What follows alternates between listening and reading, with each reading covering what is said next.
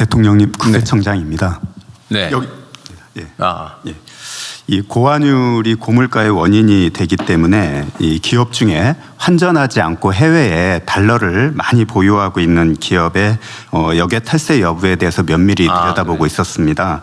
예를 들면 달러를 조세 피난처에 페이퍼 컴퍼니에 빼돌리지는 않는지, 그리고 또 해외에서 사주 일가 등에게 사회 유출하고 있지는 않는지 등입니다. 그래서 혐의 있는 기업들에 대해서 곧 조사를 착수할 예정이고요. 앞으로도 역외 탈세 여부를 계속 검증하도록 하겠습니다. 네. 이 환율이 높아지면 수입 물가 부담이 커지고 그 결국은 우리 서민 물가에 악영향을 미치는데, 이게 환율이 사실 지금 현재 상태로는 과거 관념에 의하면 좀 이상하다는 거죠. 뭐 1,500원, 뭐 1,560원 이렇게 가는 게. 그 중에 하나가 수출에 의한 경상 수지가 현재 지금 전반기에만 해도 과거 작년을 넘어서 지금 1,400억 불에 5월달까지가 1,400억 불이고 5월까지만 작년 연간이 1,230억 불입니다. 그러니까 이게 엄청난 경산 수지 흑자가 발생하고 있는데 환율이 오르는 건 사실은 과거 개념에 의하면 이해가 안 되죠. 네, 도저히 이해가 안 되는. 그러니까 국세청이 그런 데 관심 갖는 건 매우 잘하신 것 같고요. 또 한 가지 원인이 그 국내 그 투자자들의 해외 주식 투자, 이게 지금 작년까지 연간 100조 원 이상, 예, 한 1,200억, 300억 불 정도까지. 1,200~300억 불이 해외 주식 투자했다. 그러면 우리 돈으로 하면 한 200조 원 정도가 해외 주식을 투자했던 거잖아요. 네네. 이것 때문에 저기 해외 주식 투자에 의한 외환 유출을 좀 관리해 보자고 해서 아마 네. 개별 주식 레버리지 제도를 도입했던 것 같아요. 예, 작년에 사실은 일반 레버리지 상품이 홍콩이라든지 해외에서는 이미 있잖아요. 그러니까 있었습니다. 뭐 삼성전자든 하이닉스든 그 말고도 여러 종목들이 있는 거 같은데. 300까지도 또 어떤 나라는 심지어 있었습니다. 그러니까 이 레버리지가 2배, 3배까지 되는 해외 레버리지 상품이 있으니까 국내 투자자들이 해외에다가 이게 투자를 하니까 그걸 국내에서 소화를 하자고 아마 삼성 그리고 하이닉스에 대해서 2배의 그 레버리지 상품을 개발했던가 봐요. 그런데 이게 어쨌든 주가의 급등에 따른 일종의 조정, 뭐 일부 급락, 이 조정을 좀 심화시켰다는 비난이 있어요. 근데 이거 지금 예를 들면 의견이 다르던데, 이게 주식시장의 불안정을 심화시켰다. 또 한쪽은 애초에 기대한 대로 해외에 2배, 3배 되는 레버리지 투자를 완화해서 국내로 예를 들면 국내 투자를 늘리는, 즉 외환 유출을 줄이는 효과가 있었다. 이 양론이 있는 것 같아요. 이 상황 좀 어떻습니까? 혹시 뭐 보완 대책이 있는지 한번 얘기를 잠깐 어디 담당 부서 갈까요? 이걸 금융위 소관인가요? 네, 그렇습니다. 한번 상황이 어떻게 됐는지 간단하게 말씀 한번 해봐 주시죠. 네, 그 말씀 주신 대로 이 취지가 뭐냐면 해외에서는 그때 됐고, 해외에서는 2배, 3배까지 뭐. 네, 우리나라 상품인데 우리나라 상품을 갖고 레버리지 상품이 있었고, 그리고 또 국내 투자들이 해외 나가서 하고 있었고, 그러니까 해외에서 되는 걸 국내에서 막는 이 제도를 오히려 국내 제도권 틀로 들어와서 투명하게, 투자자 보호를 그쪽 가면 더 약하거든요. 그래서 투자자 보호 같은 경우는 예탁금이라든지 교육이라든지 더 강화돼서 보호하는 게 맞고, 상품도 투자자 선택권 다양화하는 측면도 있고, 그래서 오히려 자본시장 선진화라든지 이런 측면에서 이런 것들이 필요하다, 이런 측면에서 했는데, 네. 문제는 이게 어쨌든 국내 투자자들의 불만의 한 원인이 됐던 건 사실인 것 같아요. 그러니까 이게 이제 상승 국면에서는 오히려 상승을 심화시키고 격화시키고, 하락 국면에서는 하락을 좀 심화시키잖아요.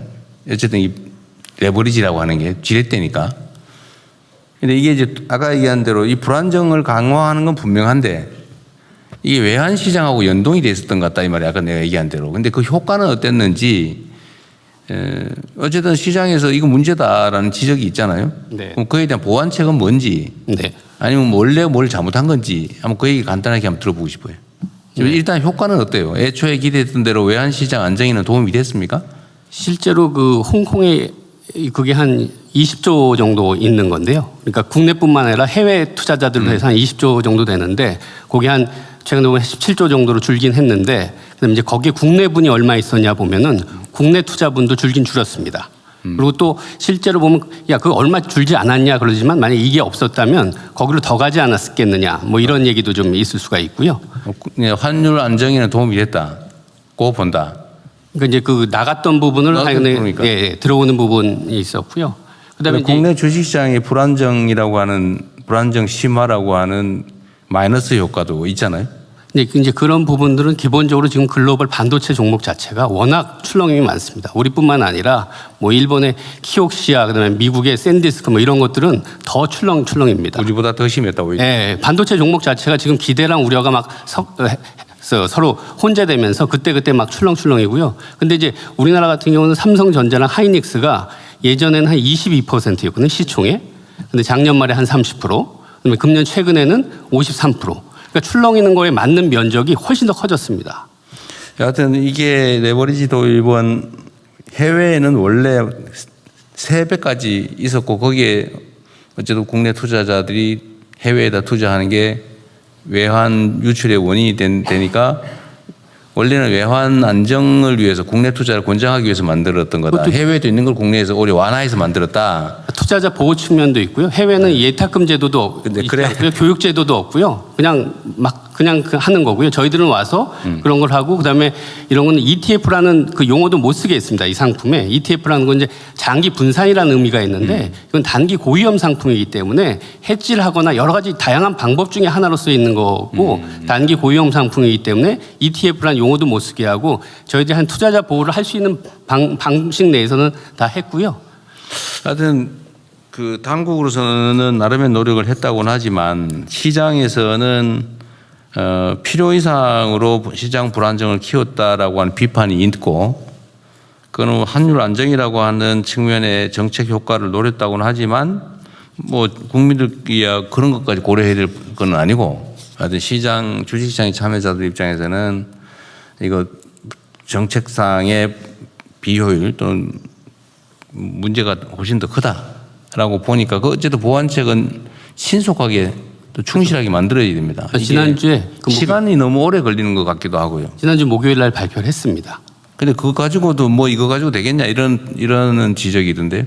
그러니까 지금 이 투자자 예탁금 같은 경우 기본적으로 현금으로만 3천만 원을 갖고 있어야 투자를 합니다. 근데 그 시행 자체가 뭐 즉시하거나 뭐 조기에 하는 게 아니라 한참 있어야 된다면서요. 근데 지금 전산 문제가 있어서 가장 빨리 땡겨서 8월 5일 날부터 그 부분은 하겠고요. 그러니까 어쨌든 그런 것도 미리 예상했어야 된다고 하는 게 이제 시장 참여자들의 요구인데 물론 정책 당국 입장에서야 그 완벽하게 하는 게 어렵긴 했지만 어쨌든 신속하게 또 필요한 대응 조치는 좀 과감하게 하도록 하십시오. 네, 시장 영향 계속 살펴보면서요. 필요한 경우에는 추가 대책도 거기 하필이면 급상승 국면에서 조정되는 요 꼭대기에서 도입되는 바람에 마치 이것 때문에 문제가 심각한 것처럼 착시를 일으킨 측면도 있어 보여요. 네, 5월 27일 날 도입이 됐는데요. 실제로 고점은 6월 22일 날 다 반도체들이 고점이 나온 거거든요. 그 6월 22일부터 지금 많이 빠지기 시작했습니다. 대통령님 아까 말씀하신 그 외화 자금 유출입과 관련된 거는 이제 부총리님이 말씀하신 게 작년 전체로 우리나라가 해외 증권 투자한 게 1,400억 불이 나갔습니다. 작년에.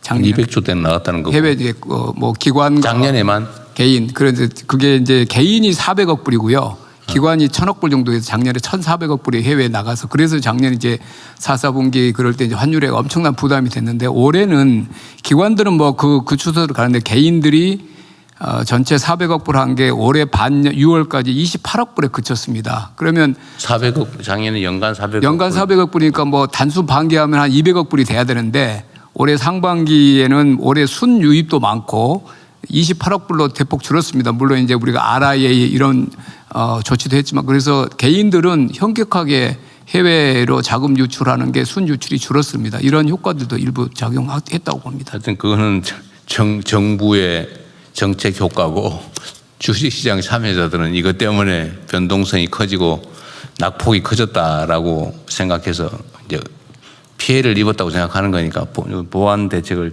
어쨌든 만드는 것도 우리 몫이죠. 하여튼 정책이라고 하는 게 여러 면이 있어 언제나 어렵습니다.